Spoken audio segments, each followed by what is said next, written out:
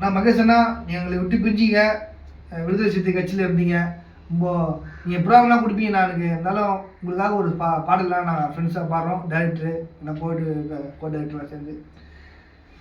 அந்த சீமா போல வாழ்ந்தவர் மகேசனா, திண்டிவனம் ஊருக்கு தான் சீக்கிரமா வாங்கண்ணா. விடுதலை சிறுத்தை கட்சியிலே ஓடி உழைச்சி வேலை செய்யும் அண்ணனை தான் பாரு, அவரு போல தயாரு.